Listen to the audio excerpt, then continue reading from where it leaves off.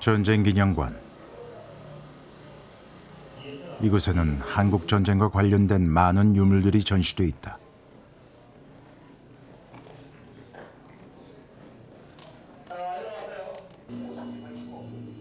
전쟁의 아픈 역사와 상처를 낱낱이 기록하고 있는 이곳.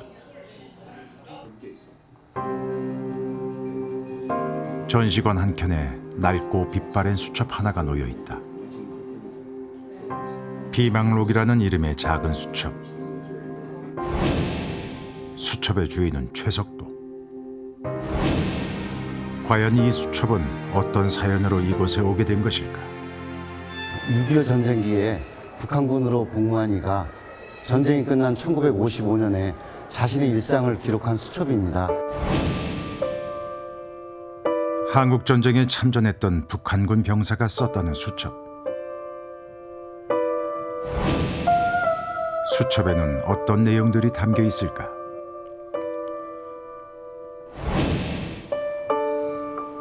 북한군 병사로서 가졌던 혁명의 의지.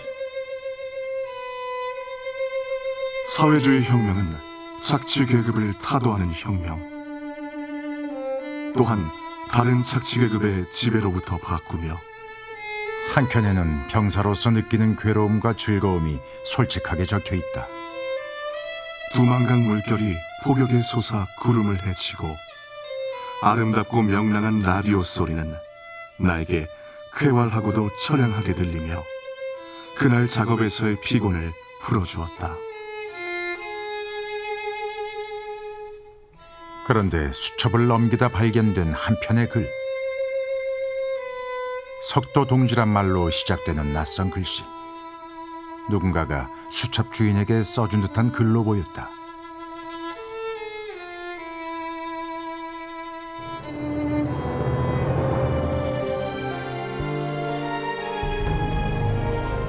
(60여) 년의 시간을 거슬러 나타난 어느 인민군 병사의 수첩. 이 작은 수첩 속에 과연 어떤 이야기가 숨겨져 있는 것일까?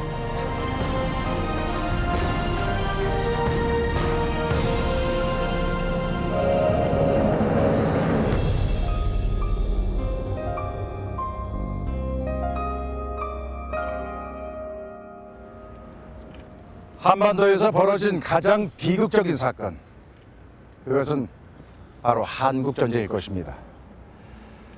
3년여에 걸친 전쟁 끝에 53년 7월 마침내 정전협정이 맺어졌지만 그것은 한반도의 분단을 뿌리내린 또 다른 비극의 시작이었습니다. 이제는 전쟁의 기억조차 희미해져가고 있지만 이 땅엔 아직 아물지 않은 전쟁의 상처들이 많습니다. 우리는 오늘 이곳에 있는 작은 수첩 하나를 가지고 지난 전쟁의 시간들을 다시 꺼내보려고 합니다. 인민군 병사가 남긴 한 권의 수첩. 이 수첩이 기억하는 한국 전쟁은 과연 어떤 모습일까요? 또 우리는 이 수첩을 통해 어떠한 전쟁의 상처와 아픔들을 만나게 될까요? 전쟁 기념관에 수첩을 기증했다는 이를 찾아 나섰다.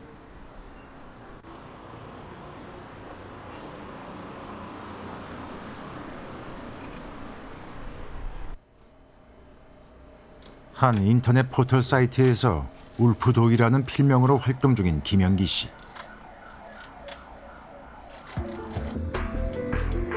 그는 사냥에 관한 취재를 하러 중국에 갔다가 한 할아버지를 만나 뜻밖의 이야기를 듣게 됐다고 한다. 호랑이도 잡으시고 사냥을 잘하시는 명포수 할아버지 한 분이 은퇴하셔가지고 지금 내도산천이라고 하는 그 백두산 중턱에 있는 산촌에 사신다는 말씀을 듣고 찾아가서 며칠간 머무르면서 그분한테 여러 이 재미난 얘기를 들었었어요. 근데 그분께서 어느 날 저녁 때 실은 자기가 북한군에 근무를 했었고 그러고 이제 여러 가지 일화를 얘기하시면서 그 수첩을 저한테 보여주셨습니다. 김영기 씨의 얘기를 듣던 중 제작진은 수첩에 관한 놀라운 사실을 알게 되었다. 군인 수첩이라는 것을 보여주는데 거기에 국군 포로병 그 이야기가 써 있었습니다. 북한군 병사의 수첩에 국군 포로가 남긴 글.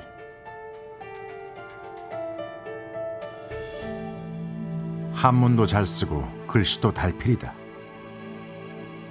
이 글을 쓴 국군 포로의 이름은 바로 병덕.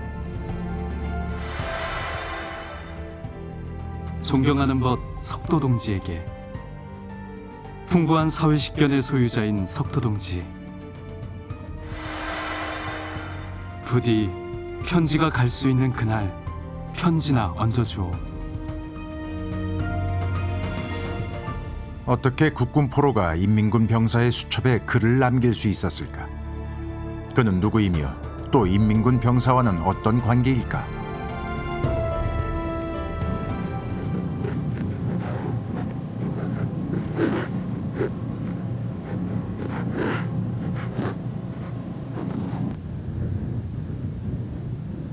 중국 길림성 내도산촌. 백두산 인근에 자리한 작은 마을로 조선족 10여 가구가 모여 사는 곳이다. 바로 이곳에 수첩의 주인이 살고 있다.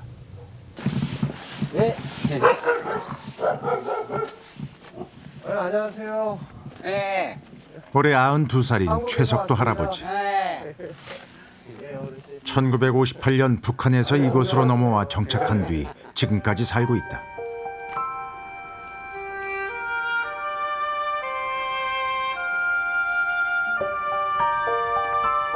한국전쟁 때 인민군으로 참전했던 최석도 할아버지.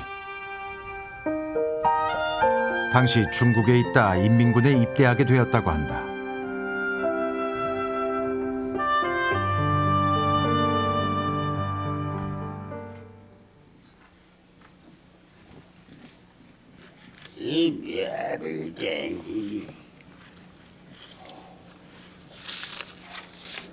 오랜 세월이 흘렀지만 할아버지에게 전쟁의 기억만큼은 아직 잊혀지지 않았다. 당시 군복무를 하며 받았던 군공 메달. 발사모 부대지 뭐. 발사모 군 부대란 말이 경비사다이지 뭐. 해안경비하고 철도경비지 뭐. 굴간 이라든가 다리라든가 이런 거 지키고 이러고. 내 막만 전쟁이 끝날 무렵 할아버지는 청진 근교의 부대로 옮겨가 그곳에서 초소장으로 복무했다. 청진은 미군의 폭격을 자주 당하던 곳이었다. 함경도 최대의 항구로서 인민군의 물자 보급을 담당하고 있었기에 미군의 공격을 피할 수 없었다. 당시 최석도의 부대에는 국군포로 출신 인민군들이 많았다. 포로비 내 반일만 서이 있었어.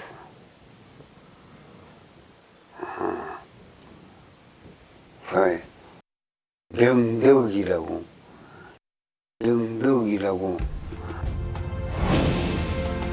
바로 수첩 속에 등장하는 병덕이다. 그런데 할아버지는 김병덕인지 이병덕인지 기억이 희미하다고 했다.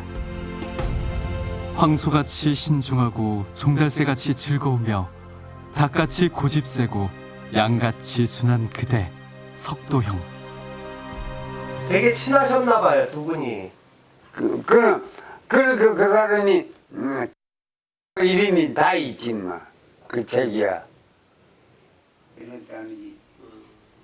할아버지는 병덕이 서울 말씨를 썼으며 매우 똑똑했던 것으로 기억한다. 60여 년 전 병덕과 나누었던 이야기도 아직 기억하고 있다. 고만테 내 3번까지 다 살아나. 자기가 군대 나올 적에 엄마가 있고 처가 있고 딸이 하나 낳았다는 게지. 이런 거 두고 소리 나 군대 나왔다가 포로돼서 이꼴이 됐다. 어떤 이꼴 됐다.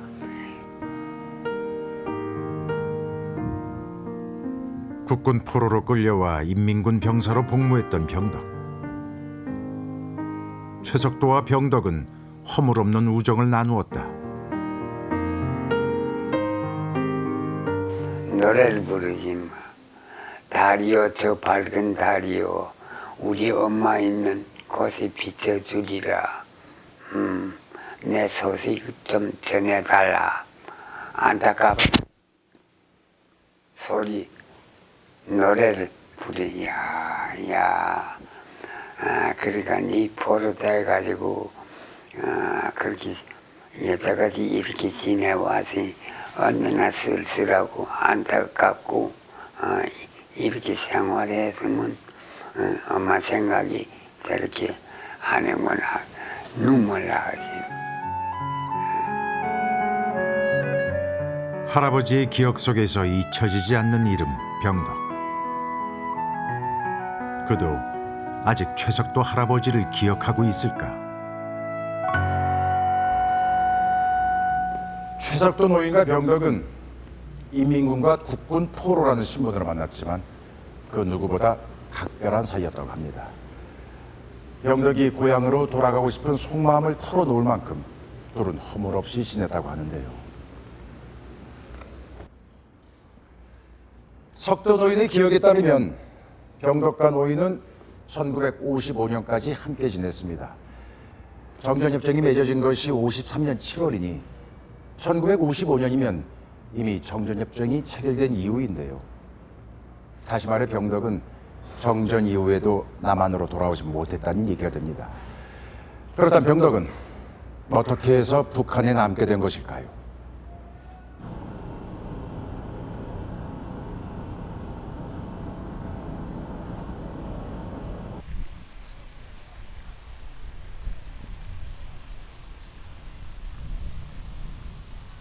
임진강 자유의 다리. 이곳은 한국 전쟁이 끝나고 송환된 포로들이 반드시 지나야 했던 곳이다. 포로들이 자유를 찾아 돌아왔다고 해서 자유의 다리라 이름 붙여졌다. 당시 송환포로 대열에 함께 있었던 유창상 할아버지와 전은근 할아버지. 그 사람들이 그때 우리 그 있던 모자나 옷이 뭐냐 할 거 되면은 중공군이 준 그 옷이 옷돈인데 그걸 다 밖에다가 막 던져버렸어요. 우리 이거 안 입는다고. 그래가지고 우리가 문산에 도착해가지고 보니까 우리 험정들이 와서 보니까 아주 그냥 알몸물이거든. 그러니까 그 사람들이 다시 문을 닫고 앰뷸런스를 가져와가지고 다시 와서 우리 국군 작업복 하고 내일을 입고 여기 넘어온 그런 기억이 납니다. 맞습니다. 그 당시에 소고바람으로 넘어오면서 그 다리를 넘어와가지고 첫째 보는 게 하늘을 바라보게 됐는데 바라보니까 국기가 달린 게 태극기를 봤어요. 그거 보고 아이고 이젠 살았구나. 진짜 이게 대한민국에 우리가 돌아왔구나. 한국전쟁으로 발생한 포로는 총 20여만 명. 그러나 이 다리를 건너 송환된 포로는 극히 일부였다.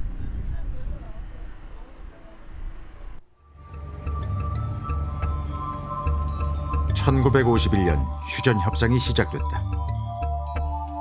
협상의 가장 큰 걸림돌은 포로 교환 문제였다. 북한은 포로의 전원 송환을 주장했고 남한은 포로의 자유의사에 따른 자발적 송환을 요구했다. 당시 전쟁 포로 송환의 기본 원칙은 1949년 체결된 제네바 협약이었다. 제네바 협약의 내용은 전쟁이 끝난 후 포로는 전원 즉각 석방되고 송환되어야 한다는 것이었다.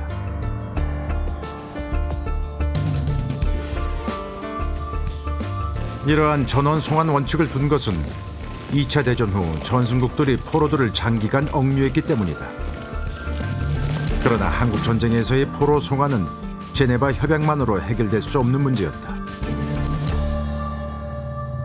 제네바 협약은 그러나 주로 국가 간의 전쟁에 적용될 것을 염두에 두고 만들어진 것이어서 한국 전쟁과 같이 국가 간의 전쟁인지 내전인지 성격이 애매하고 특수한 경우에는 그대로 적용하기가 어려운 점이 있다고 볼 수 있습니다. 더구나 한국전쟁에서는 포로의 구성이 매우 복잡했다. 송환을 거부하는 포로들도 있었다. 그러나 제네바 협약은 송환의 세부 방침에 대해서는 어떠한 규정도 없었다. 송환을 거부하는 북한군 포로도 있었고 중국군 포로도 많았고 또 그리고 남한 출신 의용군 포로들도 많았습니다. 전체 의용군 포로 한 10만 명 가운데 포로된 인원이 한 5만 명이나 된단 말이에요. 포로가 다양하단 말이죠. 그래서 이분들을 그대로 송환한다는 것은 굉장히 포로들의 의사를 존중할 수 없는 상황이 됐습니다. 1953년 7월 남북 양측은 마침내 정전협정을 체결했다. 자유송환 원칙에 합의하면서 포로 송환 문제도 마무리지었다. 포로 송환이 시작됐다. 북한으로 송환된 포로는 7만 5천여 명. 반면 남한으로 송환된 국군 포로는 7천여 명에 불과했다. 그러나 북한은 전쟁 중 많은 수의 포로를 잡았다고 선전해왔다. 북한 측 기록에 따르면 전쟁 1년 동안에만 그들이 잡은 포로 수는 8만 5천여 명이었다.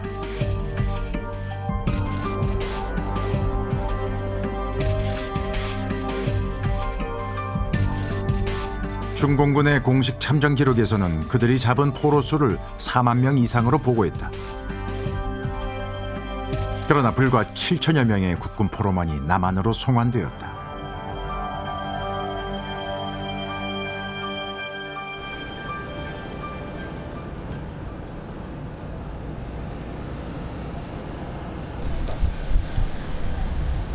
철원의 승일교.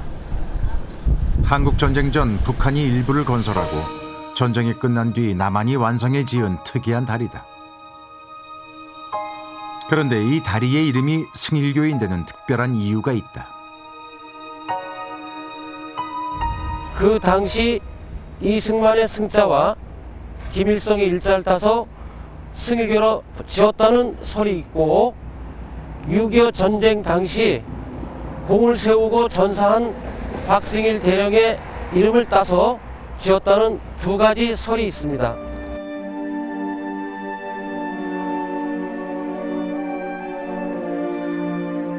(1950년 11월) 중공군의 2차 공세 때 전사한 것으로 알려진 박승일 대령. 그런데 전사한 줄로만 알았던 박승일 대령을 북한의 포로 수용소에서 본 이들이 있다. 박승일 대령은 연대장급이니까 큰 문이기 때문에 우리가 포로들이 앉아서 야, 그 박 대령도 잡혔대, 그런 얘기를 들었어요. 지금은 세상을 떠난 이기봉 씨.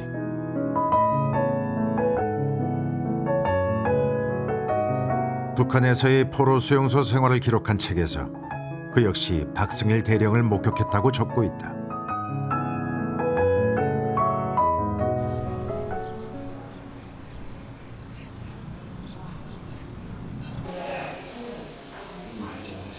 한국 전쟁 당시 유해를 찾지 못한 이들의 위패가 이곳에 모셔져 있다.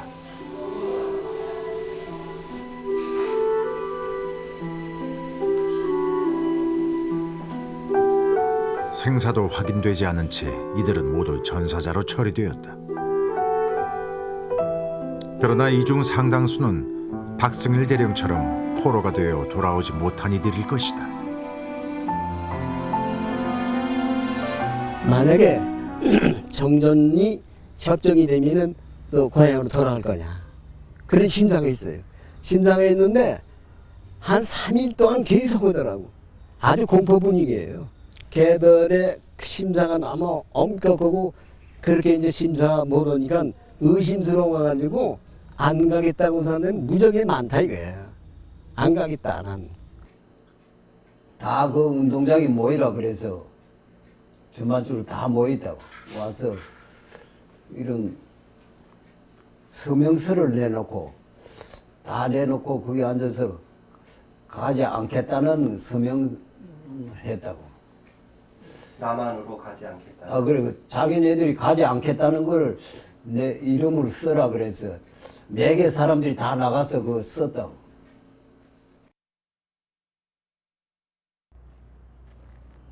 네 차례의 포로 소환 끝에 남한으로 돌아온 국군 포로는 모두 7천여 명이었습니다. 적게는 4만 명에서 많게는 7만 명에 달하는 국군 포로들이 남한으로 송환되지 못한 것으로 추정이 되는데요. 이렇게 돌아오지 못한 이들 중에 한 명이 바로 병덕이었을 것입니다. 그렇다면 북에 남겨진 병덕은 어떻게 살아갔을까요? 수첩가 최석도 노인의 증언을 통해 알 수 있는 것은 국군 포로였던 병덕이 인민군 부대에 들어가 그곳에서 최석도 노인을 만났다는 사실입니다. 그런데 국군 포로였던 병덕이 어떻게 인민군이 될 수 있었던 것일까요?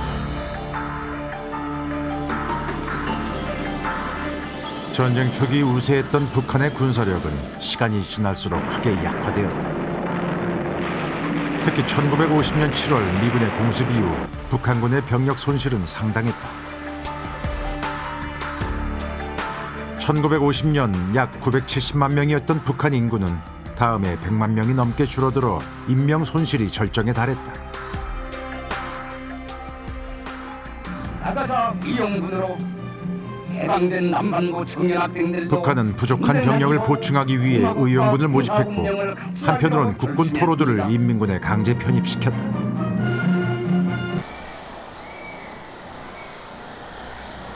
경기도 분당의 한 노인정.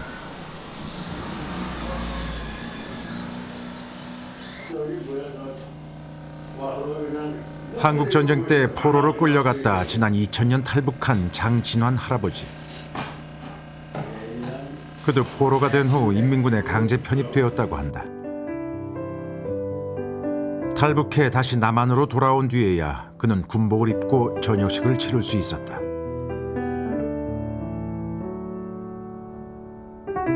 소원당들은 무조건 해방 전사라고, 해방된 전사라는 거지 말이야. 그렇게 해서 이게 식량도 운반시키고 탄알도 운반하고 그래 다리도 건설대지 말하지만 건설대처럼 그렇게 일을 시켰지나. 총도 주고요. 예, 총도 주고 다 일제. 인민군복. 인민복 다 주고. 그러다가 노멀에다가 붙잡혔. 그럼 만약에 인민군대 안 가겠다고 하면은 어떻게 되나요? 그런 사람이 있었나요? 혹시? 그런 사람이 없지 뭐. 당신네도 좋은 땅에 오서 하니까 같이 저기 싸우자. 그러면서 무조건 안 가겠다는 사람이 없죠 뭐. 그 사람 죽일까봐 무서워서. 어디 다치신 거예요? 입술 여기 짝이죠. 이거. 인민군으로 전쟁에 나가 싸우면서 죽을 고비도 몇 차례 넘겼다. 따발이 맞아서 여기도 맞고요. 탈출을 시도하기도 했지만 번번이 붙잡혀 혹독한 고초도 겪었다. 여기는 또 수리탄.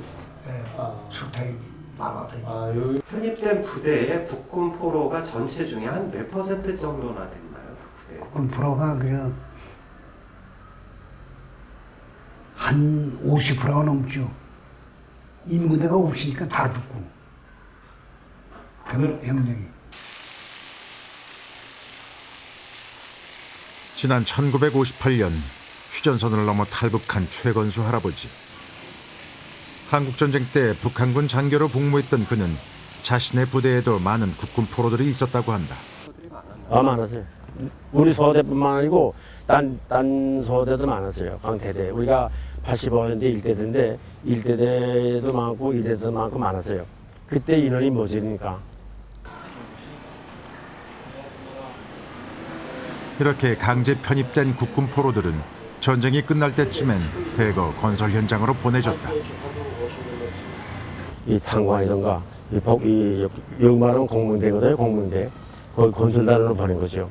비행기 이제 비행행 타는 데 쓰고 또 평양 그 보급 사업에 많은 이용했지.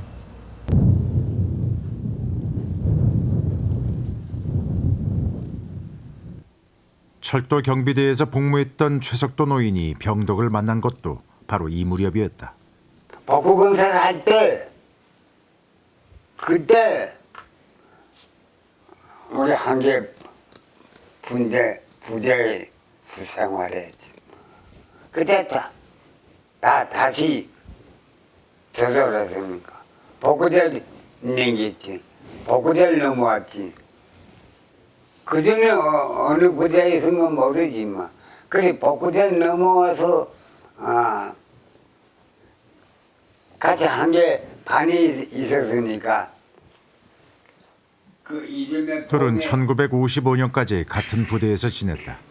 그 후 최석도는 평양으로, 병덕은 함경북도 온성으로 보내졌다. 갈라진 다음에는 그래 소식도 서로 모르지 뭐.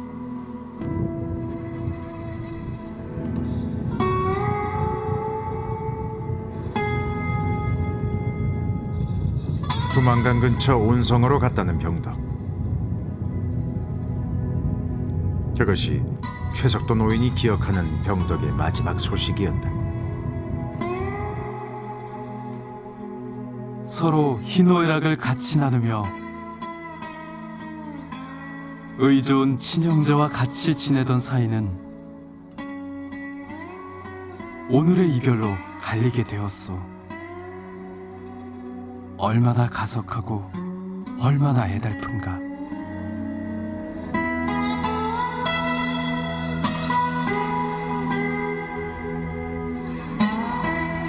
(1955년) 최석도 노인은 평양의 방직 공장으로 옮겨갔고, 최석도 노인의 증언에 따르면 병덕은 함경북도 온성 지역으로 보내졌다고 합니다.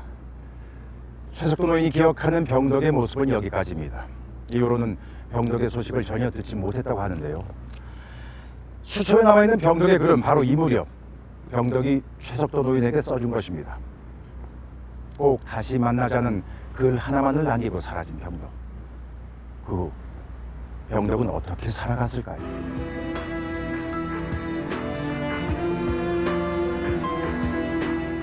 (1953년) 마침내 전쟁이 끝이 났다.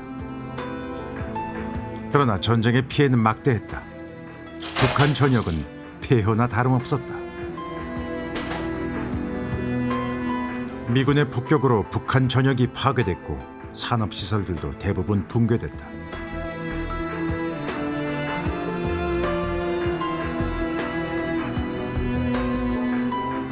전후 북한은 김일성의 주장에 따라 중공업 유지의 경제복구 계획을 세웠다. 중공업 건설을 위해 석탄, 철강 등의 채굴 사업이 시작됐고, 북한은 그 인력의 상당수를 국군 포로들로 채웠다.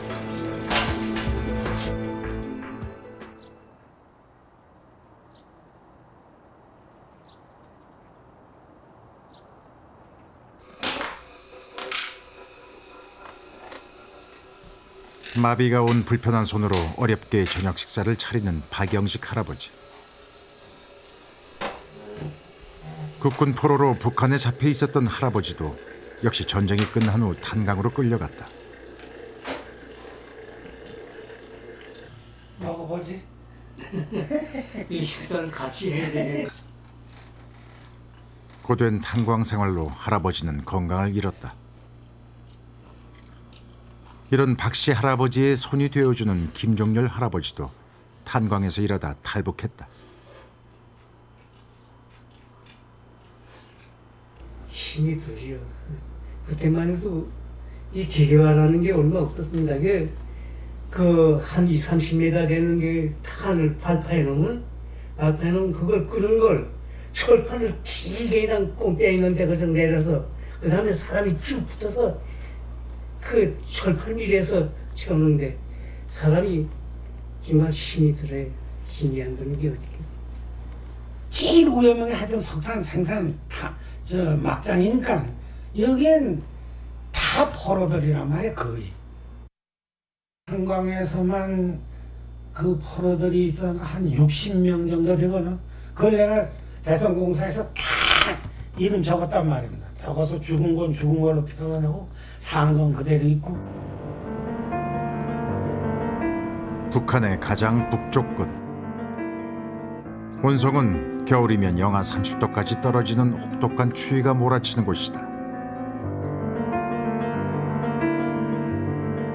탄광이 밀집되어 있는 온성 지방. 병덕과 같은 국군 포로들이 바로 이곳으로 대거 보내졌다.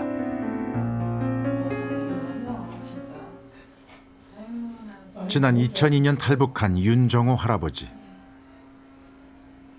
국군 포로였던 그도 운성 탄광에서 일했다.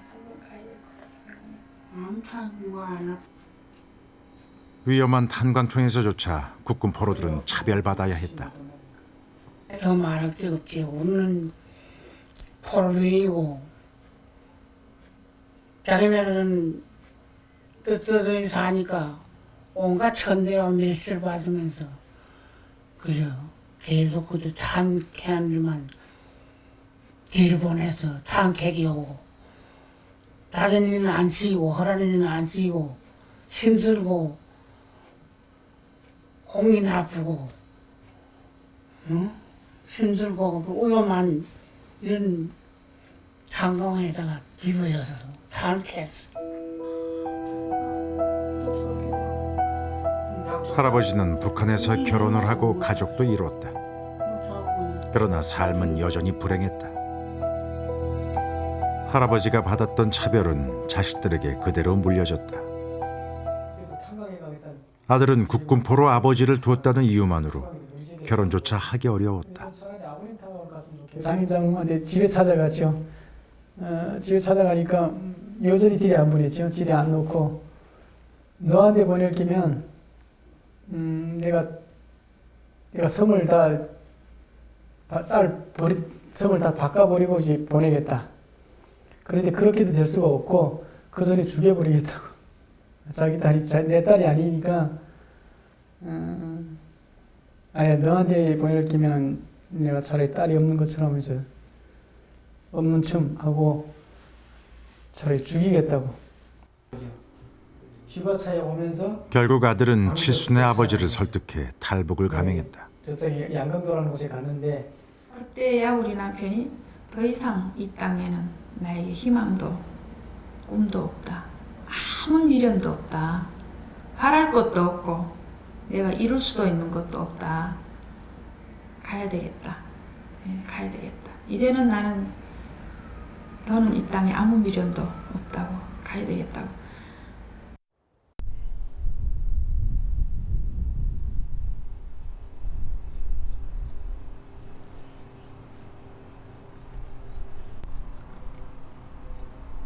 칠 년 전 아버지의 유고를 안고 탈북했던 배경숙 씨. 국군 포로였던 그녀의 아버지는 지난 1997년 북한이 식량 위기로 배급을 중단하자 결국 굶주림으로 생을 마감했다. 아버지의 소원은 죽어서라도 이 땅에 묻히는 것이었다.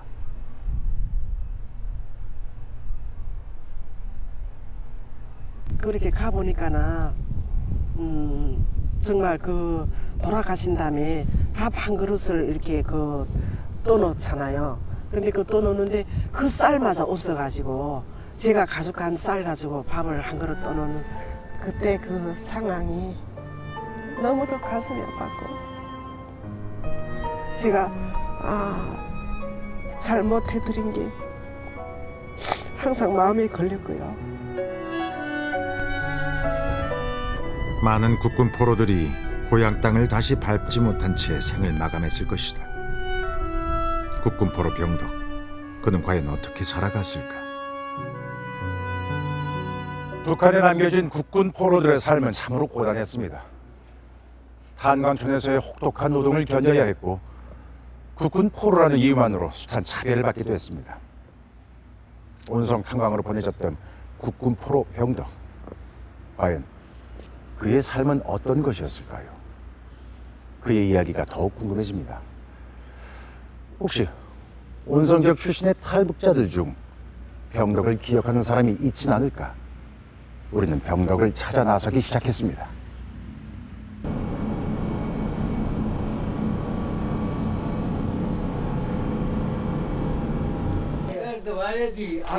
지난 1998년 탈북한 장호환 할아버지. 아이고 딱 30년생이시네요. 30년. 아내와 어린 아들을 두고 포로로 끌려가 40여 년 세월을 생이별한 채 지냈다. 남편이 죽은 줄로만 알았던 아내는 홀로 아들을 키우며 살아왔다. 포로가 된 뒤 온성 탄광에서 일했다는 할아버지. 혹시 병덕을 알고 있을까? 온성 탄광에 계셨을 때 샛별 탄광이나 같이 계셨던 국군 포로 분들 중에 김병덕이라는 이름 가진 분이 있으셨나요? 김병덕이? 병덕. 병덕이? 예. 김병덕이 뭐라 김병덕이나 아는데. 김병 누구요? 김병덕이, 병덕이. 경덕이요? 경상도 할 때 경. 병덕이. 안녕하세요. 어르신. 전화 드렸던 온성 탄광에서 온 박영식 할아버지를 다시 만났다. 있었던 국군 포로들의 이름은 다 아십니까? 김병덕이라는 이름을 가진 국군 포로가 있었습니까? 김병준이라는 건 들었는데 병덕이라는 건 잘 모르겠어요. 역시 온성 탄광 출신인 윤정호 할아버지. 병덕을 본 적이 있을까? 어르신 북한 탈북하실 때 정도에는 온성에 국군 포로분들이 한 몇 분 정도나 살아 계셨어요? 내가 이거 올 당시 예. 그때 몇 분 안 돼요. 한 5밖에 안 돼요. 5명? 예. 그러면 그 중에 혹시 김병덕이란 이름을 가진 분은? 없지요. 그 5명 중에는? 예. 열세 부대. 김병덕이라는 포로를 기억하는 사람은 없었다. 그러면은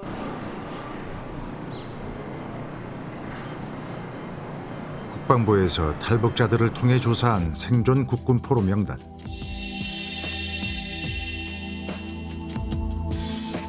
이 명단에도 김병덕이란 이름은 없었다.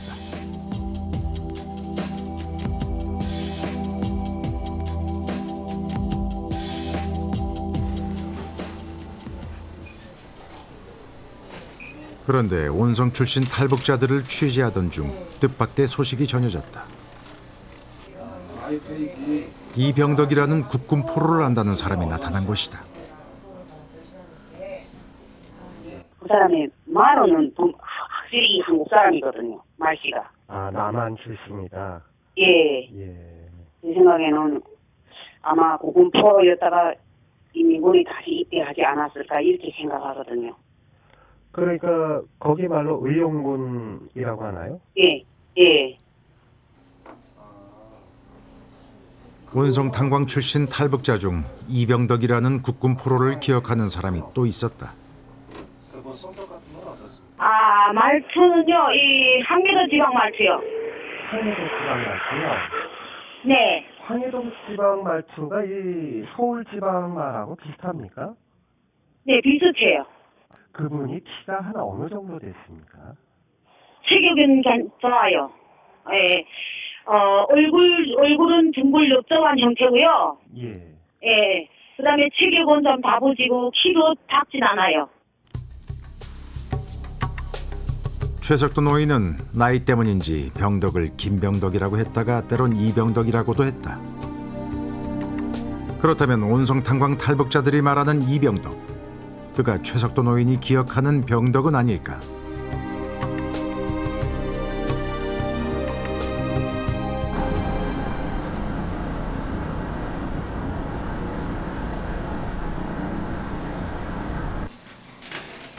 우리는 온성 지역에서 이병덕과 같은 마을에 살았다는 사람을 만날 수 있었다.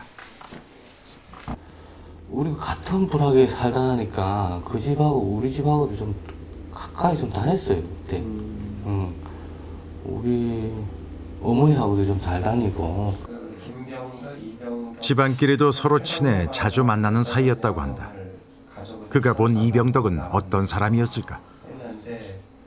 그 사람이 꼭 똑똑했어요. 그렇게 우리 연우 이렇게 국군 포로들처럼 이렇게 좀 무식하거나 뭐 이렇지 않았어요. 그 사람 똑똑했어요. 좀 뭐 우리 아버지. 그는 이병덕이 인민군에 갔다 왔다고 기억하고 있다. 나도 좀 성격이 좀 확하라. 만약 국군이 나갔다 인민군에 재입대해서 일을 한 사람들 다 의용군을 쳤거든요. 보통 그러면은 국군 포로였다가 의용군 갔다 온 사람은 국군 포로라고 표현. 아, 표현 안 하죠. 절대. 여기서 국군에 나갔다가 이민군에 제대한 사람들하고 절대 포로를 안 해요. 우영군이라고 치지.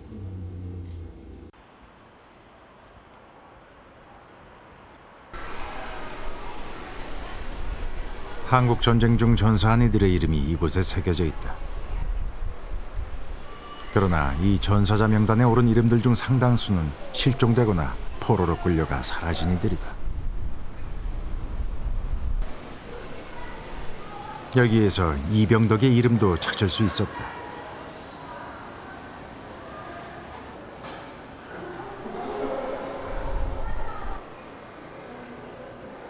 이병덕이라는 이름의 전사자는 과연 얼마나 될까? 전사자 명단에 등록된 이병덕은 모두 15명.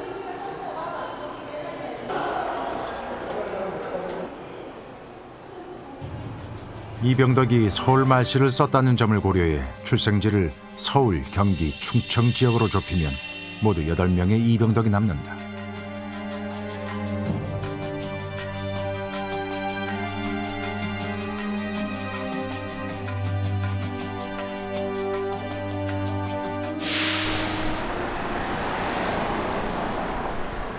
이 8명의 이병덕을 더 알아보기 위해 국가보훈처에 이들의 인적 사항을 문의했다.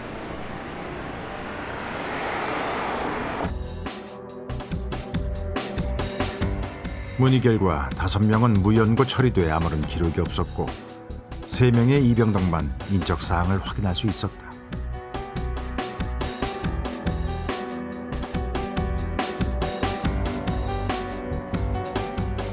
이들 중 우리가 찾는 이병덕이 있을까?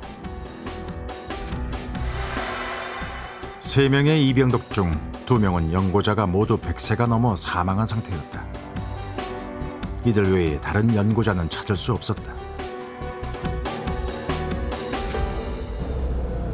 혹시나 하는 마음에 등록된 주소지를 직접 찾아가 보았다.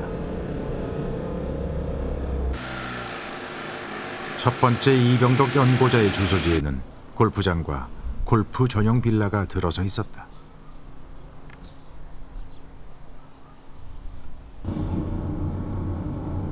두 번째 연고자의 주소지도 찾았다.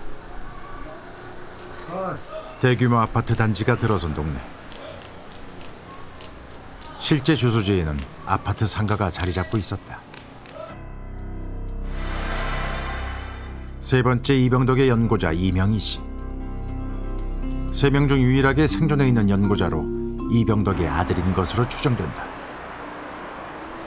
이명희 씨의 주소지로 등록된 서울 상도동.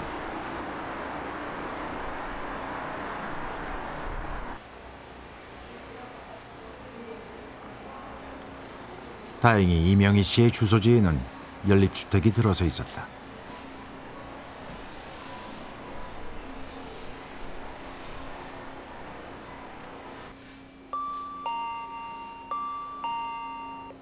찾아간 날 가족을 만날 수는 없었지만 이 집은 이명희 씨의 아들이 사는 집으로 확인되었다. 행방불명이라고 맨 처음에 그랬어요. 그래서 전사 통보가 우리 어릴 때 여기 했는데 같이 근무를 했던 사람이 거기서 헤어져서 거기서 돌아갔을 거라고 그렇게 얘기를 들었어요, 그냥. 근데 그건 확실히 모르죠. 아, 그러면은 정확하게 이렇게 돌아가신 것을 이렇게 목격하신 분이나 목격한 사람은 없대요. 이명희 씨는 아버지 이병덕의 고향인 충청북도 진천에 내려가 있다고 했다.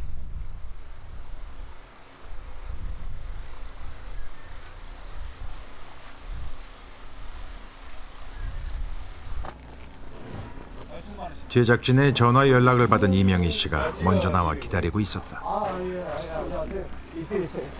전화 드렸어요.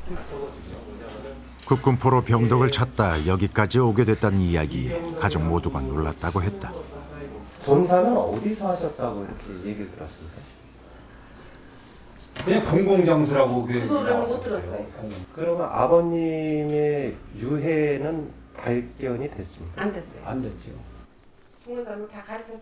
그래 옛날이지만은. 아버지의 전사 소식이 전해진 뒤 어머니마저 뒤를 이어 세상을 떠났다. 하루아침에 부모를 잃은 남매는 할머니 손에 자랐다. 엄마한테 엄마가 이제 일찍 돌아가시니까. 이렇게 집에 있어도요, 이웃에서 애들이 막 엄마 불러가면서 울면은 안 보이는 데서도 그냥 울었다고요. 엄마가 아버지가 너무 그리워갖고서.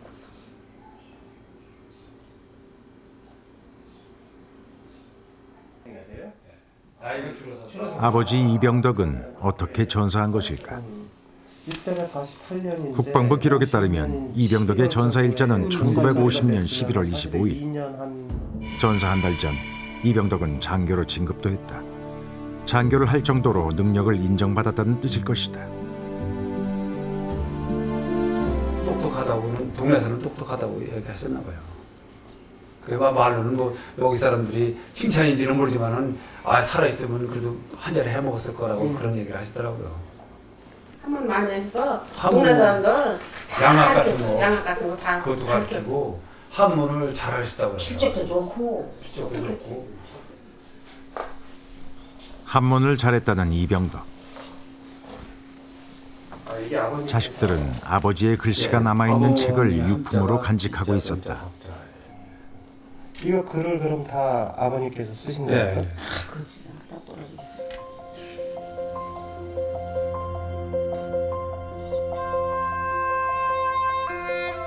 이병덕이 쓴 글씨. 수첩 속의 병덕만큼이나 한문 실력이 뛰어나 보였다.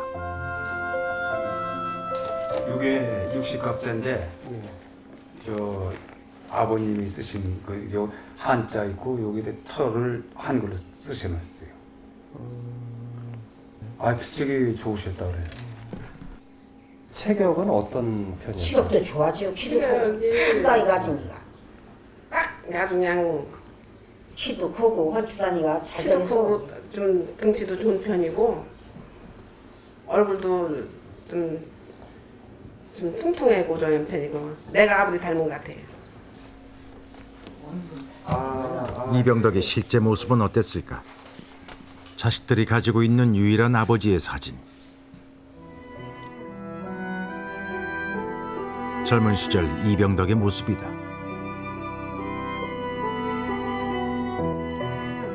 과연 이 사람이 우리가 찾고 있는 수첩 속의 병덕이 맞을까? 이명희 씨의 아버지 이병덕은 제8사단 소속으로 1950년 11월 25일 전사 처리되었다. 인천 상륙작전 이후 북진을 거듭하던 국군 8사단.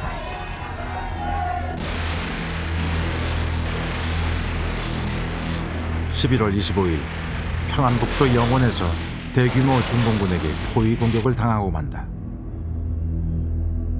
이 전투에서 8사단은 부대가 해체될 정도의 타격을 입는다.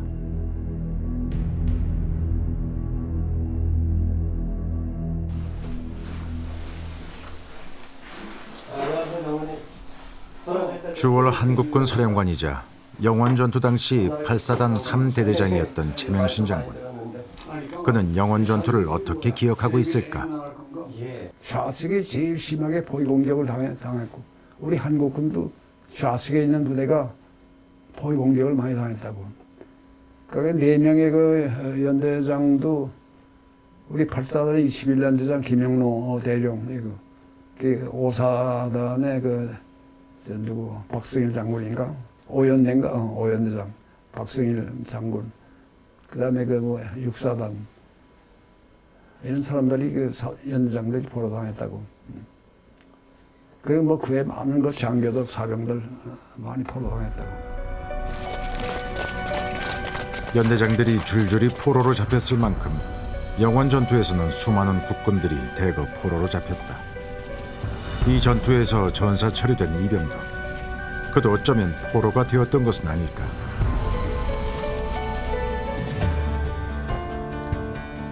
그렇다면 이병덕이 우리가 찾는 병덕은 아닐까? 우리는 이병덕의 글씨를 가지고 그가 수첩 속 병덕과 같은 사람인지를 확인해 보기로 했다.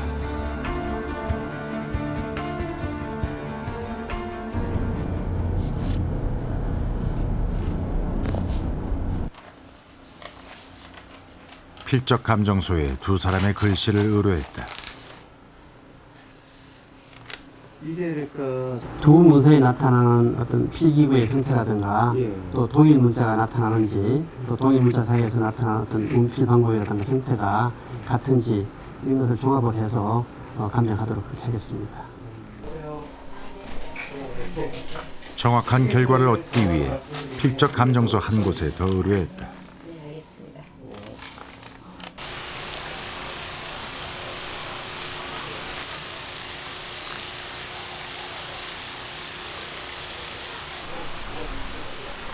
감정 결과를 기다리는 동안 북한에서 이병덕과 같은 동네에 살았다던 조명수 씨를 다시 만났다.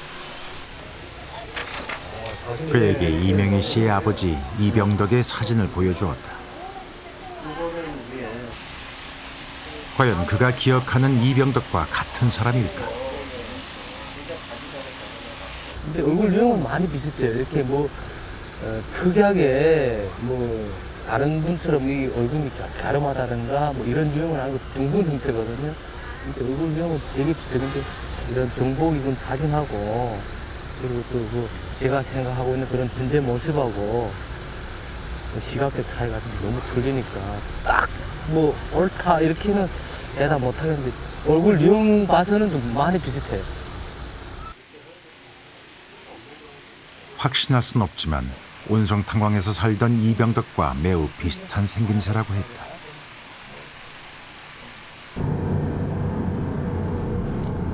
며칠 뒤 마침내 필적 감정 결과가 나왔다. 과연 어떤 결과가 나왔을까?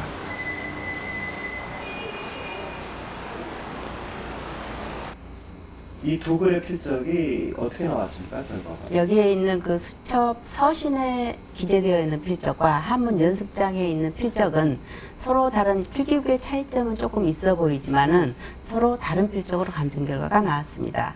부분에서의 이 공과 부분 두 글씨는 같은 사람이 쓴 것으로 볼 수 없다는 것이었다.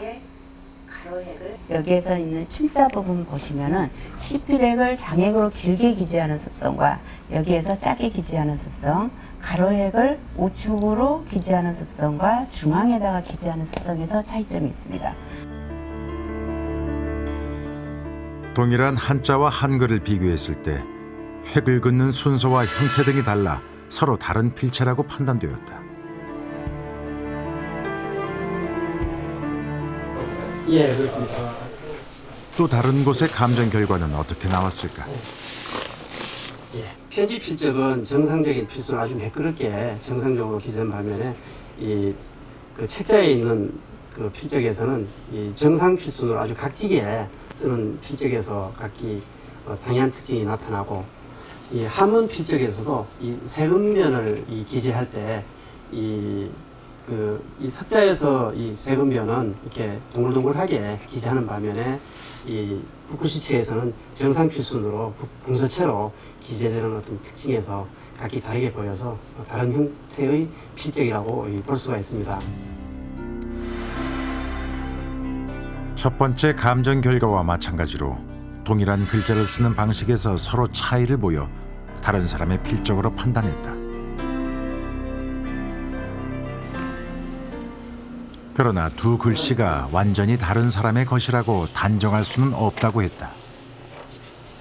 두 필적에서 하나는 이 펜으로 되어 있고 하나는 그 붓글씨로 되어 있기 때문에 이 두 개의 필적에서 나타나는 어떤 필기의 특성을 가지고 동일성을 판단한다는 것은 그만큼 어려울 수 있고 또 경우에 따라서는 불가능할 수도 있다는 그런 의미겠죠.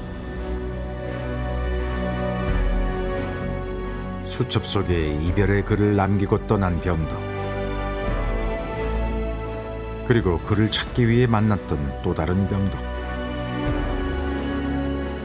그들은 왜 우리에게 영원한 이별을 고해야만 했을까?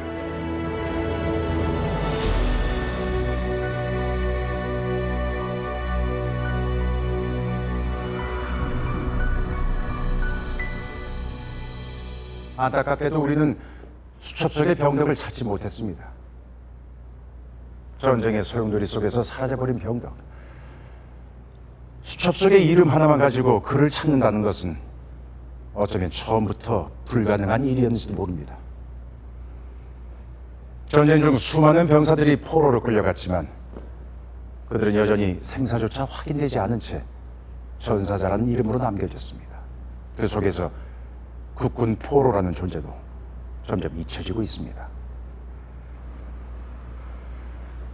우리는 비록 수첩속 병덕을 찾지는 못했지만 또 다른 병덕들을 만날 수 있었습니다. 전쟁이라는 비극의 세월을 살아야 했던 수많은 병덕들의 사연도 만났습니다. 여전히 이 땅에 남아있는 전쟁의 상처. 이제 우리는 어떻게 이 상처들을 치유해야 할까요? 다시 한번 안내 말씀드리겠습니다. 아버지 이름 땄거든. 그병 안에도 가서 살.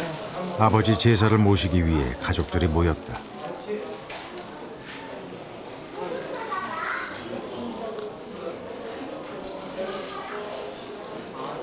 아버지가 만약 전사한 것이 아니라면, 행여 포로가 되어 북한 땅에 남겨진 것이라면, 그동안 아버지는 얼마나 큰 고통을 혼자 짊어지셨던 것일까.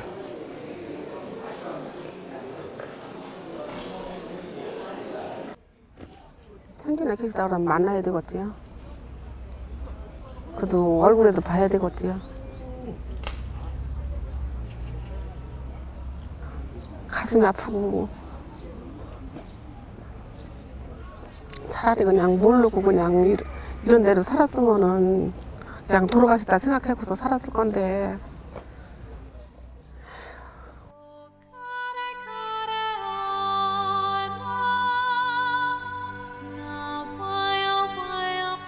비극의 역사 속에서 희생되고 사라져야 했던 수많은 이름들.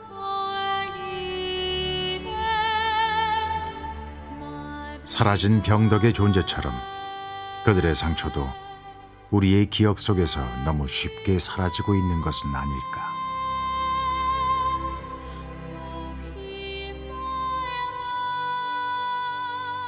이 땅이 그리 광막하지 않거니 오늘 비록 이별에 쓴 악수로 헤어지지만 기어코 기약 없는 그 어느 날 그 어느 곳에서 환희의 상봉이 뒤따를 것이요. 부디 편지가 갈 수 있는 그날 편지나 얹어주오.